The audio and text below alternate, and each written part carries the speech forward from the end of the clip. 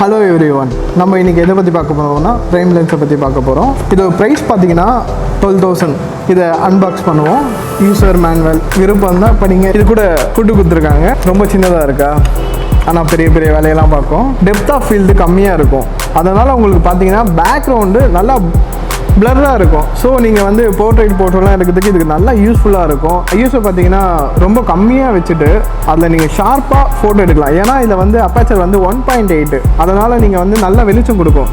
இது ஒரு low light ஃபோட்டோகிராஃபிக்கு இது ரொம்ப யூஸ்ஃபுல்லாக இருக்கும். இது ஆக்சுவலாக இது வந்து நீங்கள் ட்ராவல் கொண்டு போகலாம். பட் ஆனால் உங்களுக்கு ஜூமிங் அந்த டைம் தேவைப்பட்டுனா நீங்கள் ஜூமிங் லென்ஸ் கொண்டு போயிடுங்க. ஃபிக்ஸ்டு ஃபோக்கல் லென்ஸ்னால நீங்கள் இண்டோவில் நல்லா எடுக்கலாம். இது ஃபிக்ஸ்டு ஃபோக்கல் லென்ஸ்னால இதை ஜூம் இன் ஜூம் அவுட் பண்ண முடியாது. எல்லாமே ஆட்டோமேட்டிக் தான். இது மேனுவலாக நீங்கள் ஃபோக்கஸ் மட்டும் தான் பண்ண முடியும். இந்த லென்ஸில் இருக்கிறதுலே லோவர் அப்பேச்சர் இதெல்லாம் இருக்கும். நீங்கள் பார்த்தீங்கன்னா ஜூம் லென்ஸில் பார்த்தீங்கன்னா 2.8 இருக்கும். இதுவே நீங்கள் கிட் லென்ஸில் பார்த்தீங்கன்னா 3.5 சம்திங் இருக்கும். நீங்கள் இதில் வந்து 1.8 தான். அதனால நீங்கள் லோ லைட்டில் நல்ல ஃபோட்டோஸ் எடுக்கலாம். நீங்கள் வியூ பாயிண்டில் பார்க்கும்போது நல்லா ஷார்ப்னஸ் கொடுக்கும் இந்த லென்ஸ். இது சப்ஜெக்டை தனியாக காட்டும், பேக்ரவுண்டை தனியாக காட்டும். அதனால இந்த லென்ஸ் நல்லா யூஸ்ஃபுல்லாக இருக்கும்.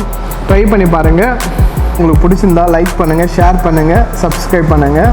உங்களுக்கு வேறு எதனா தெரிஞ்சுக்கனாலும் அதையும் கமெண்டில் சொல்லுங்கள்.